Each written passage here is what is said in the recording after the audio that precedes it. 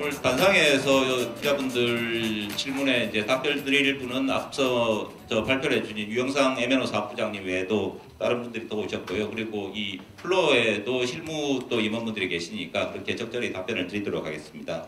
우선 유영상 사업부장님 외에 또 올라오신 분 말씀드리겠습니다.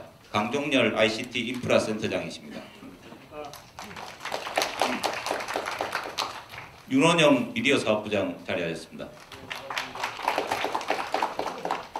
박진효 ICT 기술센터장님 자리하셨습니다. 예, 그러면 지금부터 질문을 손을 들어주시면 저희가 구성원들이 마이크를 전달드리도록 하겠습니다. 빛 때문에 좀 잘 안 보이는데요. 일단 뒷부분에서 먼저 한번 말씀해 주시죠. 예. 예, 잘 들었습니다. 서울경제 임진영입니다.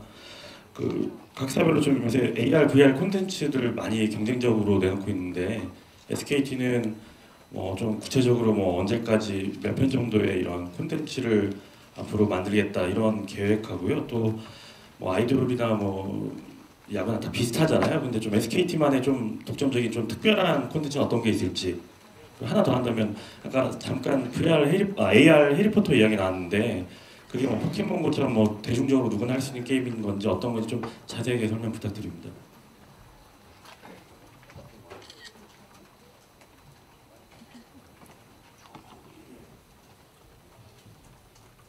예, 지금 세 가지 질문 해주셨는데 먼저 VR 컨텐츠에 대해서는 저희가 지금 연말까지 구체적인 숫자까지 말씀드릴 한 1000편 이상의 어떤 컨텐츠를 소싱 또는 제작을 할 예정이고요. 저희가 VR 컨텐츠 중에 오늘도 말씀을 드렸지만 롤 게임에 대한 독점적인 저희 서비스 이런 부분들이 아마 가장 특색 있는 서비스 중에 VR 서비스 중에 하나가 아닐까 생각되고요. 해리포터는 예전에 저희가 나이언틱과 독점 제휴를 한 적이 있고 이번에도 그와 유사한 형태의 독점 제휴를 할 예정인데 해리포터를 이제 6월달에 나와봐야 알지만 굉장히 현실 세계와 가상 세계가 왔다 갔다 할 수 있는, 그래서 단지 그냥 이렇게 게임 회사가 할 수 있는 거에 더해서 통신 회사가 오프라인에서 여러 가지 흥미로운 서비스를 같이 제공할 수 있다라고 생각합니다. 그런 면에서 차별성이 있다고 생각합니다. 예, 다음 질문. 예, 이쪽 앞쪽에 김문기 기자님.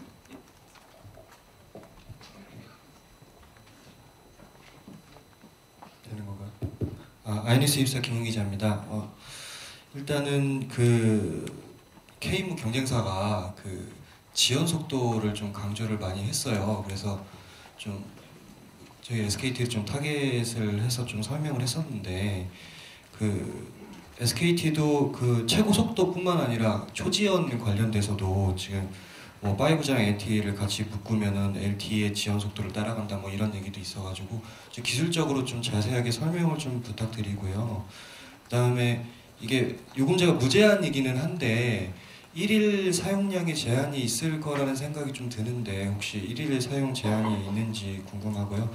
마지막으로 KT가 커버리지 맵을 이제 투명하게 공개하겠다라고 했는데 SKT도 혹시 고객들을 위해서 지금 바로바로 올라오는 어떤 그런 커버리지를 어떻게 좀 공개하실 의향이 있으신지 궁금합니다. 예, 먼저 지연 속도 관련해서 답변을 드리겠습니다. 경쟁사가 어떻게 이야기했는지는 제가 사실은 잘 모르겠는데요. 사실 지금 아시는 것처럼 이제 작년 12월 B2B 타겟으로 이제 4월 5일 B2C 타겟으로 상용화하는 5G는 NSA 모드입니다. NSA라는 거는 아시는 것처럼 LTE망과 5G망이 같이 붙어서 이제 워킹을 하는 거고요. 그래서 시그널링은 LTE를 통해서 하고, 그다음에 트래픽은 5G를 통해서 이제 채널이 열리기 때문에 기자님 말씀하신 것처럼 실질적으로 레이턴시는 느린 쪽을 따라갈 수밖에 없습니다. 그거는 어느 사업자든 상관없이 그렇게 따라가야 될 수밖에 없는 거고요. 그래서 초기에 5G는 어쨌든 LTE에 레이턴시를 따라서 될 거고 저희 SK텔레콤이 5G 산업화 초기부터 준비할 때부터 계속 주장했던 게 저희는 SA로 가야 된다, 스탠드얼론으로 가야 된다. 그 이유 중에 하나가 LTE만과의 어떤 거는 이제 아이솔레이션을 통해서 레이턴시라는 이런 걸 갖다 저희가 높일 수 있기 때문에 SA를 통해서 저희가 지금 5G가 타겟하는 1ms 정도의 무선 구간의 레이턴시를 이제 확보할 수 있을 거다. 그래서 그거는 SA로 저희가 업그레이드 하면서 레이턴시는 그 문제는 해결될 거라 보고 있고 이거는 뭐 사업자별로 동일하다고 봅니다.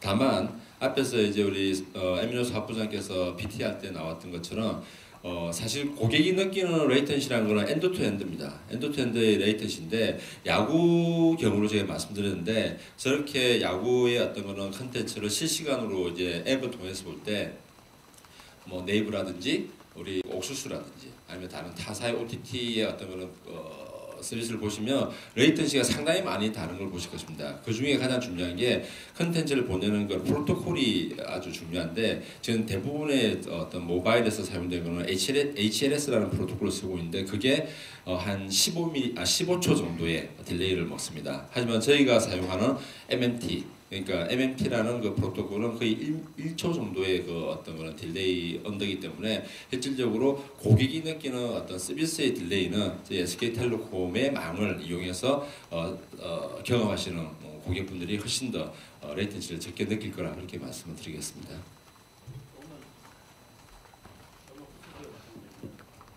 우리 이제 박진효 센터장이 말씀을 하셨지만 고객이 느끼는 건 이제 엔드 투 엔드가 중요합니다. 그래서 이제 5G로 갔을 때 초저지연이 생기는 거는 5G의 무선망 구간에서가 딜레이가 줄어드는 겁니다.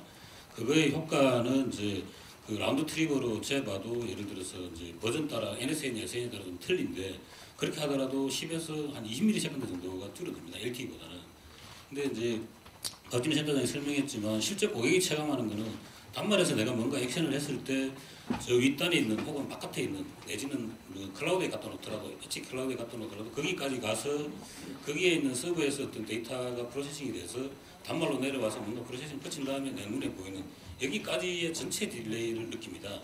그 관점에서는 보면 그 아까 옥수수 같은 예를 잘 드셨지만 그 전체의 딜레이를 고객이 느끼는 수준에서 획기적으로 개선시켜주는 게 중요하지 그 무슨 딸의 그 딜레이 조금 줄어든 거 가지고 확 줄어들었다고 얘기하는 것 자체가 저는 난센스라고 생각합니다. 그리고 다른 하나는 이제 5G라고 하더라도 모든 서비스가 초저지연을 요구하는 건 아닙니다.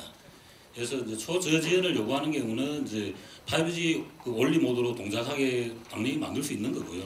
저희도 이제 그런 형태의 옵션 2가지를 저희는 다 가져가고 있습니다. 그다음에 이제 또 상당한 부분들이 뭐 VR이라든가 그 초고화질 동영상 같은 경우는 사실은 이제 초고속을 요구합니다.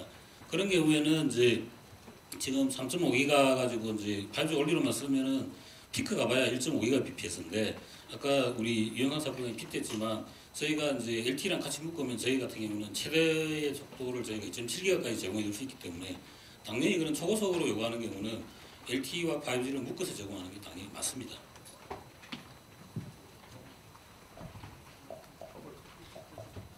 카우리지 맵 관련해서는 뭐 저희가 이제 그 이게 좀 모으게 될 것 같은데 혹시 뭐 추가로 더 질문이 나올지 모르겠는데 저희가 뭐 지고 싶은 생각은 절대 없습니다. 뭐 나중에 제보자님은 따로 말씀드리겠습니다.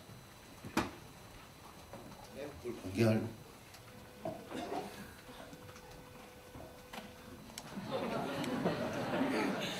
예, 뭐 저희도 그 부분에 대해서는 충분히 공개할 의향이 있고요. 도발에 대해서는 뭐 단호하게 저희는 응징을 해주겠습니다. 그리고 한 가지 더 질문하신 그 예, 하루의 속도 제한, 5G 무제한 속도 제한은 기본적으로 저희가 이제 페어 유저 팔러시라는 게 있습니다. 그래서 페어하지 않은 유저에 대해서는 좀 걸러내는 작용이 있고요. 그를 제외하고는 무제한이라고 보시면 될 것 같습니다. 예, 다음 질문. 예. 앞쪽에 유명한 사장님.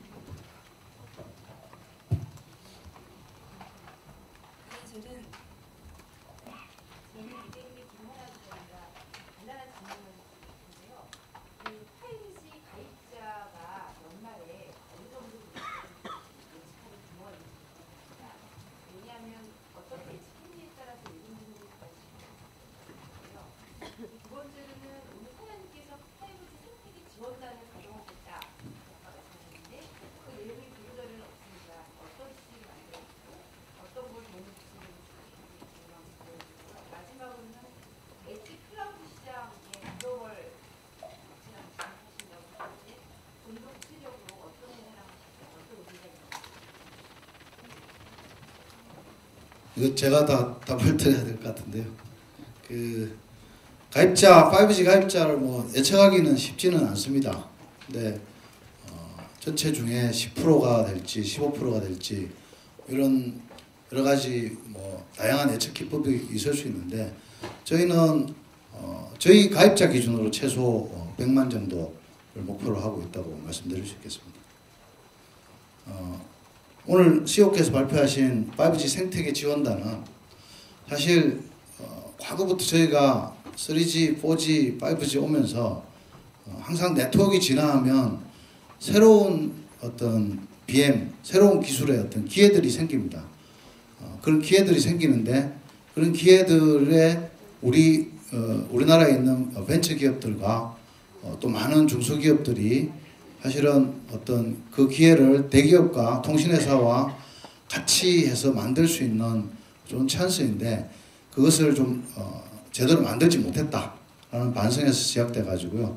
저희는 우리 회사 그리고 저희들과 제휴를 맺고 있는 글로벌 회사들과 함께 어떤 지원단을 만들어서 국내 벤처 생태계 또 국내 중소기업 생태계에 계신 분들이 저희들에게 도움을 요청할 경우에 원스톱 서비스를 제공할 수 있도록 이렇게 준비를 할 예정입니다. 마지막으로 엣지 클라우딩은 사실은 전 세계 클라우드 시장을 보시면 한 두세 개 정도가 독점으로 가고 있는데 지금 5G 시대에 통신 사업자에게 새로운 기회는 이 MEC라고 하는 끝단에 저희가 장비를 넣음으로써 전체적으로 저지연의 어떤 클라우드 서비스를 제공할 수 있다는 것이고 그런 면에서 글로벌 클라우드 사업자를 하더라도 통신회사와의 제휴가 필요한 시점입니다. 그런 부분을 저희가 잘 활용해서 상당히 유력한 회사들과 의미 있는 MEC 클라우드 비즈니스 모델을 만들 계획을 가지고 있고 구체화되면 다시 발표드리도록 하겠습니다. 그럴 수도 있습니다.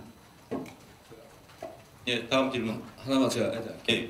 그 생태계 지원 관련해서는 이제 원오버 프로그램으로 저희가 고민하고 있는 게 5G에서 가장 큰 차별이 아까 말씀드린 모바일 엣지 컴퓨팅인데 그 부분에 대한 어떤 그 인프라의 변화에 따라서 어떤 유스 케이스나 서비스가 가능한지를 갖다가 저희가 좀 오픈해서 거기에 관심 있는 파트너들이 오셔가지고 저희 MEC에다가 어떤 서비스를 올려서 하는 그런 이제 플랫폼을 저희가 오픈을 할 예정이고요. 아까 이제 글로벌리 클라우드 파트너랑 이제 협업을 하면 뭐가 좋으냐? 저희 입장에서는 지금 이미 그 확보되어 있는 퍼블릭 클라우드를 사용하고 있는 파트너분들을 우리 MEC의 어떤 거는 파트너로서 바로 이렇게 전이시킬 수 있는 그런 장점이 있고 또 고객 관점에서는 자기들이 퍼블릭 클라우드에서 제공하던 서비스를 모바일 엣지로 바로 이렇게 트랜스폼하면서 조금 더 미션 크리티컬하고 5G에 맞는 그런 서비스로 트랜스폼할 수 있는 어떤 공급자와 수요자 간의 어떤 거는 어떤 각각 윈윈할 수 있는 그런 기회가 있다고 생각하고 있습니다. 예, 다음 질문. 저쪽 뒤에 계시는 예. 예, 저 비즈니스워치 이세정 기자입니다. 그 오늘 요금제 발표하신 거 잘 봤는데, 근데 그 89,000원 요금제부터 해서 이제 6월까지만 프로모션 적용하고 이제 연말이면 끝나서 이제 사실상 95,000원에 200GB 주는 요금제로 바뀌거든요. 근데 이 경우에는 이제 KT가 전날에 8만 원에 완전 무제한 그냥 내놓고 뭐 E+가 이제 95,000원에 250GB 주는 거 내놓은 거 비교하면 뭐 가격이나 뭐 서비스 경쟁력 이런 게 조금 약하지 않나 생각이 드는데 좀 이런 부분에 대해서 좀 어떻게 차별화를 하려고 내놓으신 건지 좀 말씀해 주셨으면 좋겠고요. 그리고 또 정부 인가 과정에서 당초 이제 중저가 요금제 관련한 좀 이런 부분도 얘기 나오기도 했는데 좀 그 부분 잘 해결되신 것 같고 뭐 이번에 새로 나온 요금제나 좀 이번 프로모션 방식이나 이런 부분에 대해서는 좀 정부 측 의견 어떠셨는지 말씀해 주셨으면 좋겠습니다. 예, 저희가 프로모션으로 89,000원 완전 무제한을 내놓고 3개월 한정으로 내놨습니다만 이 부분은 그 고객의 수요와 전체 커버리지나 이 3개월 동안의 상황을 보면서 저희가 뭐 본래 냈던 요금제로 돌아가겠다 이게 아니라 그 시점에 다시 판단해서 좀 더 길게 가든지 정규 요금제 하든지 상황을 봐서 저희가 하겠다는 의미이기 때문에 지금 단계에서 불확실성 속에 한 3개월 정도의 프로모션으로 가지만 이게 3개월이면 끝난다라고 확정적으로 말씀드릴 수 없는 것 같고요.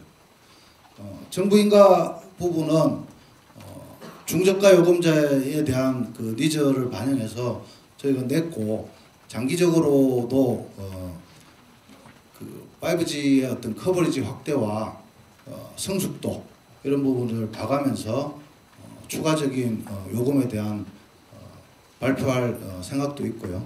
이번 신고 새롭게 수정 신고를 하면서는 크게 무리 없이 신고가 됐었습니다.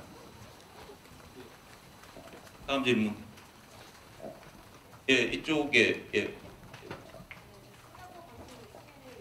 외선에서도 많이 오셨는데 외신 질문 받을 마이크에 전달드리겠습니다. 안녕하세요. 싱가포르 방송 CNN 임연숙입니다. 근데 지금 그 컨슈머 쪽에 말고 만약에 우리가 크게 봐가지고 아까 하이닉스 말씀을 하셨는데 B2B나 우리가 얘기하는 뭐 스마트시티 같은 거 얘기할 때 이게 어떤 5G라는 게 지금 어떤 변화를 좀 가지고 올 수가 있는지를 지금 좀 설명을 좀 해주셨으면 좋겠습니다. 감사합니다. 그럼 미안합니다. 하나 누가 아까 그리고 하나는 또 안보 관련돼서는 지금 미국이나 유럽 쪽에 보면 좀 이렇게 시큐리티 문제도 좀 있고 해가지고 좀 걱정을 하고 있는데 지금 한국은 아까 뭐 그 안보 같은 거는 뭐 안전하게 지금 뭐 하셨다고 말씀을 하시지만 좀 그런 우려가 있는지 지금 그거는 어떻게 지금 대책을 하고 나가는지 부탁하겠습니다. 두 번째 질문이 그 보안에 대한 거죠. About security. 네. 먼저 그 B2B 뭐 스마트시티라든지 스마트 팩토리 관련해서 5G가 어떤 역할을 할 수 있을 거냐에 대한 질문으로 제가 이해를 했습니다. 지난 12월 1일 아마 많은 기자분들 보셨겠지만 저희가 5G의 첫 케이스로 B2B로 타겟하면서 안산에 있는 명화공업에 저희 5G 28기가 인프라를 설치를 하고 그 설치된 인프라를 중심으로 해서 거기서 고성능 카메라가 영상을 실시간으로 찍어서 그걸 저희 MEC 서버단으로 올려서 그 MEC 서버에 있는 AI 머신이 그 어떤 그 생산된 제품의 어떤 결함이라든지 문제점을 바로 디텍션 해가지고 그 디텍션된 결과를 실시간으로 다시 그 공장에 있는 머신한테 지령을 줌으로써 불량 또는 합격을 판정하는 그런 이제 유스케이스를 저희가 보였습니다. 이처럼 기존에는 사람이 그냥 공장에서 아주 단순하게 하던 그런 일들을 훨씬 더 저희가 자동화하고 또 인공지능이 적용돼서 훨씬 더 효율을 높일 수 있는 그런 부분에서 5G 네트워크가 가능한 어떤 기여를 하는 거고 이게 왜 5G만이 가능하냐? 그 영상이 거의 기가급 용량의 영상이 거의 실시간으로 센터에 올라가서 프로세싱돼서 다시 진행을 내릴 때까지 거의 한 50ms 언더의 어떤 그런 딜레이를 가지고서 미트를 해야지만 그 판단을 할 수 있는데 그런 부분에서는 기존의 네트워크가 불가능했다는 거. 그리고 왜 또 무선이 필요하냐? 기존에는 공장이 그냥 라인을 하나 구축하고 나면 그 라인을 거의 한 몇 년 계속 썼지만 요즘은 스마트 팩토리 같은 경우는 라인을 모듈로 해가지고 어떤 그 프로덕트라든지 공정에 따라서 라인을 계속 많이 바꾸게 됩니다. 그럴 경우에 기존에 유선 기반으로 설치됐을 때는 그런 부분이 상당히 쉽지 않았는데 그 무선의 5G를 통해서 함으로써 그 공정의 어떤 그런 프로세스도 손쉽게 바꿀 수 있기 때문에 그런 부분에서 5G가 큰 역할을 했다 말씀을 드릴 수 있을 것 같고요. 이런 유스 케이스를 저희가 B2B 시장에 많이 타겟하고 있고 특히 스마트시티 같은 경우는 저희가 서울시랑 CITS를 통해서 어떤 서울시가 교통을 관제하는 그런 플랫폼으로서 5G 커넥티비티가 차에 들어가고 그걸 통해서 차에서 발생하는 데이터를 서버로 올리고 그 데이터를 가공해서 다시 자동차에 전달을 한다든지 아니면 그 어떤 교통 통제를 위한 관제를 위한 그런 어떤 그런 데이터로 활용할 수 있는 그런 측면에서 5G가 또 역할을 하고 있다고 보시면 될 것 같고요. 두 번째 보안 관련한 부분은 저희는 아까 뭐 퀀텀 암호도 말씀드렸지만 기본적으로 아주 시큐한 네트워크를 제공하고 있기 때문에 저희 한국에서는 보안이라든지 이런 부분에서는 이슈가 없다고 그렇게 생각하시면 될 것 같습니다. 예, 여기. 네, 저 뉴스원의 김일찬 기자인데요.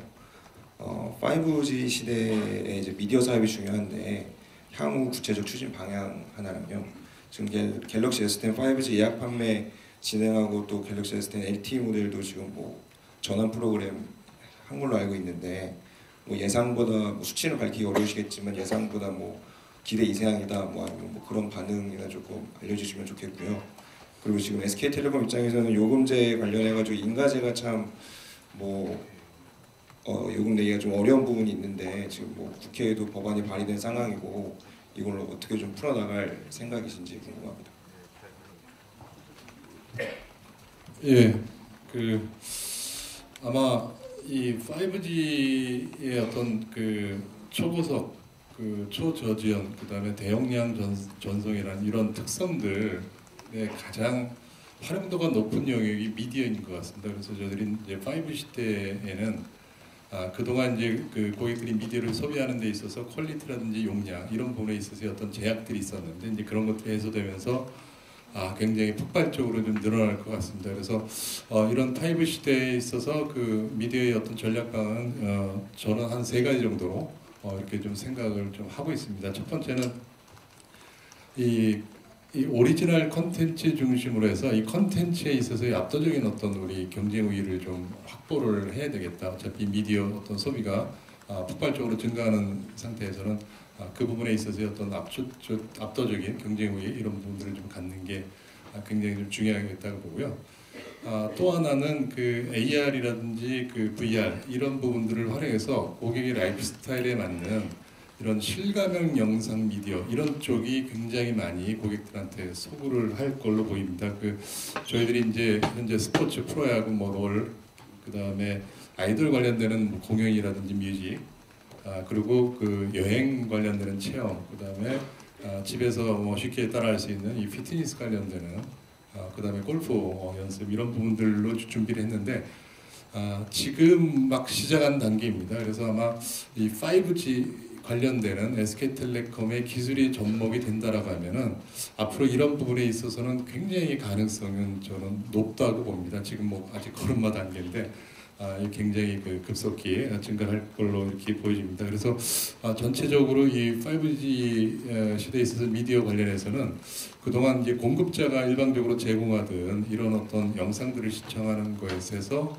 고객이 주도적으로 영상들을 그 셀렉팅해서 그 시청하는 이런 어떤 경험들이 굉장히 많을 것 같습니다. 그래서 그런 부분에 있어서도 저희들이 뭔가 그 기술적으로 좀 디벨롭을 좀 하고 있는 단계입니다. 그 5G 단말 예약 부분하고 인가제 말씀드리겠습니다. 그 단말 예약은 예상대로 잘 들어오고 있습니다. 들어오고 있는데 이제 전작인 S10가 S10이 있고 이제 S10의 후속작으로서 지금 5G가 들어오는 그런 상황까지 고려한다면 예상대로 잘 들어오고 있다라고 말씀드릴 수 있겠고요. 인가제 관련해서는 저희가 뭐 이번에도 보셨겠지만 일단 시간이 너무 많이 소요가 되고 그 다음에 이제 그 부분을 인가제 저희가 하는 과정에서 리퀴지 되면서 이렇게 카피할 수 있는 사실 요인들이 좀 있을 수 있어서 저희는 경쟁 활성화를 위해서 사실 세계 유례를 찾아보기 힘든 부분이기 때문에 인가제는 가능한 폐지되는 게 전체 경쟁 활성화를 위해서 도움이 되겠다라는 입장입니다.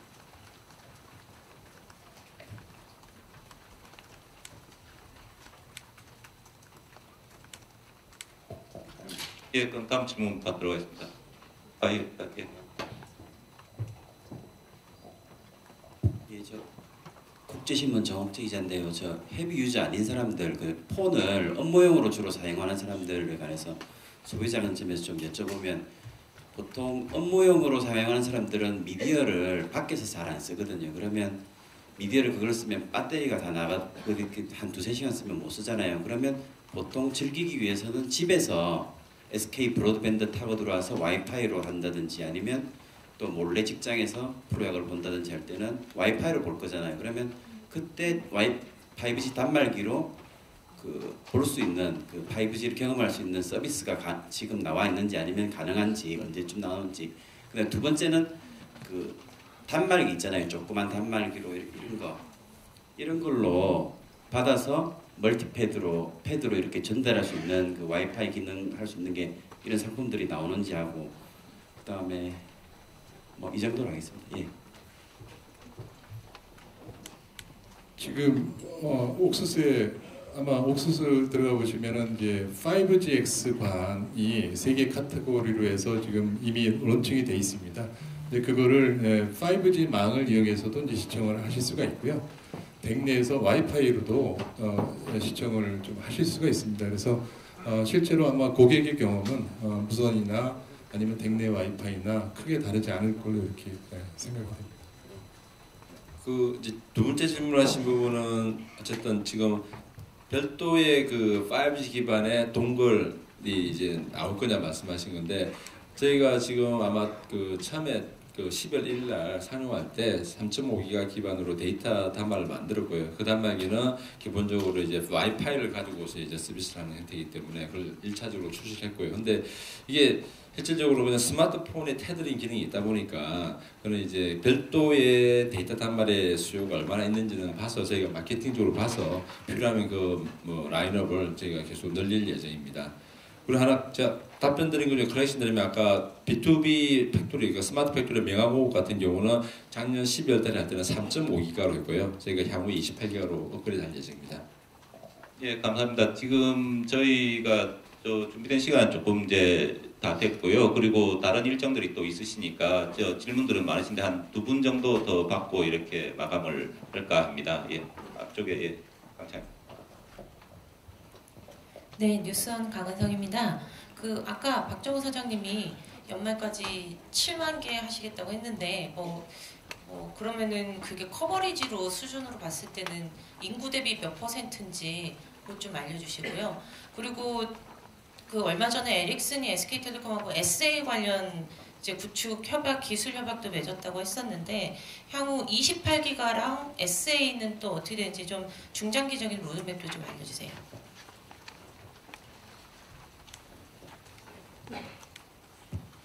예, 먼저 커버리지 관련해서 말씀을 드리겠습니다. 그 커버리지는 이제 지금 당장부터 먼저 좀 말씀을 먼저 드려보면은 저희가 제일 객관적으로 얘기할 수 있는 거는 이제 사실은 각 회사가 주장하는 숫자는 사실은 좀 약간 다르게 해석할 수도 있는 여지들이 있다고 봅니다. 그래서 아무래도 이제 이 인허가 절차나 이런 거를 좀 유심히 보시면 이제 어느 포인트가 숫자를 보는 게 맞느냐는 거를 정확하게 감을 잡으실 텐데요. 무선국을 저희가 이제 전파를 쏘기 위해서는 준공 신고를 해야 됩니다. 그 전에 이제 허가받는 절차가 먼저 있고요. 준공 신고를 하고 나면 저희가 이제 실제로 전파를 송출할 수 있습니다. 그래서 그 준공 신고된 거를 기준으로 하면은 이제 어제 기준에 실적으로 말씀드리면 저희가 이제 3.4만 개 정도가 됐고요. 오늘 기준으로는 아마 이제 3.5만 개를 넘길 걸로 저희가 예상하고 있고, 아까 시호께서 이제 3.5만 개라고 말씀하신 게 그 숫자입니다. 참고로 이제 경쟁사 오늘 숫자는 저희도 아직 모르고요. 어제 기준에 실적으로 보면 한해사는 한 2.8만 개 정도 되고요. 한해사는 1.1만 개 정도 됩니다. 그래서 이제 그런 숫자를 가지고서 좀 그 얘기들을 좀 바라봐 주셨으면 하는 걸 하나 말씀을 드리고요. 저희는 단계적으로 이제 좀 넓혀가면서 4월까지는 이제 4만씩을 넘기려고 그러고 연말까지는 7만 개 수준으로 이제 계획을 하고 있습니다. 근데 이제 인구 대비 커버리지 비율을 물으셨는데 사실 인구 대비 커버리지 비율은 상당히 좀 복잡합니다. 그리고 이제 이게 고객이 보면 항상 한 군데에 머물러 있지도 않고, 그래서 저희가 이제 어떤 시나 동 같은 게 전체가 됐을 때는 거기에 인구가 다 되었다라고 말씀을 드리지만, 이제 지금 저희가 커버리지를 단계대로 확대해가는 모습은 저희나 경쟁사나 다 마찬가지입니다. 처음에 하는 게 이제 주요 도시들부터 해가지고 핵심 상권이라든가 이제 어떤 고객들이 많이 몰리는 장소, 또 주요한 교통 이런 데들부터 먼저 커버해 가기 때문에 그걸 가지고서 인구 대비 얼마가 됐다라고 얘기하는 게 조금은 좀 저는 약간 섣불른 얘기라고 저는 생각을 합니다. 그다음에 말씀하신 게 이제 SA하고 이제 28기가에 대해서 물으셨는데요. 이제 두 개 다 상황이 좀 비슷한 게 이제 단말 쪽이 사실은 좀 이슈가 될 걸로 저희가 보고 있습니다. 잘 알고 계시겠지만 이제 SA 같은 경우는 이제 1차 표준화는 이제 작년에 됐었고요. 2차 표준화는 올해 연말에 될 예정입니다. 이제 SA로 이제 업그레이드해서 가는 거는 이제 밴드사 쪽에서 장기사 쪽에는 이제 올해 내에 가능할 수 있습니다. 근데 이제 문제는 이제 일정이 아마 계속사 따라 약간 다를 텐데 올해 말을 중심으로 해가지고 내년 초까지 약간 겹쳐질 것 같고요.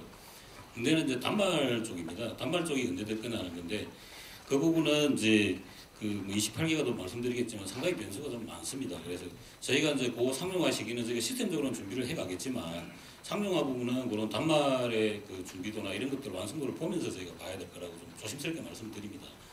28기가도 좀 비슷한데요.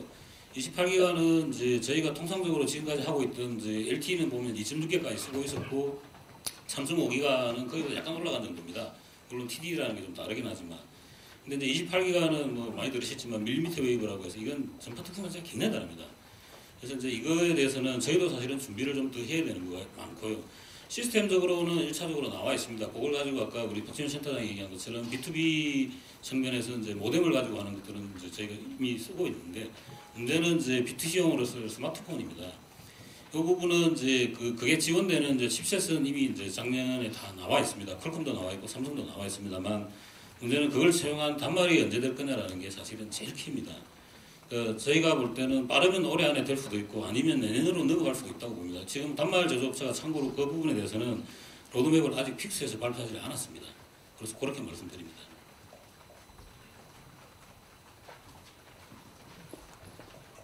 네, 알겠습니다. 그러면 저희가 지금 요청이 들어온 게 또 다른 일정들이 또 있으신 분들이 많으셔가지고요. 예, 일단 시간이 좀 지난 관계로 또 질문 답변들이 많으셔가지고 일단 오늘 이 행사는 5G 론칭 간다면 이걸로 정리를 하고요. 또 부족한 질문들은 저희 PRC를 통해서 말씀해 주시면 저희가 성실하게 답변을 드리도록 하겠습니다. 아까 그리고 여기 임원분들께서 설명드린 부분에 대한 추가 보충 설명이나 필요하신 부분들이 있으면 저희 매니저들에게 말씀해 주시면 저희가 더 추가로 보충 설명을 드리도록 하겠습니다. 예, 이상으로 그럼 저희 5G 론칭 기자간담회를 마치도록 하겠습니다. 앞으로도 초시대에 걸맞는 프리미엄 5G 서비스를 앞으로도 잘 기대해 주시기 바랍니다. 바쁘신 와중에 다들 자리해 주셔서 감사합니다.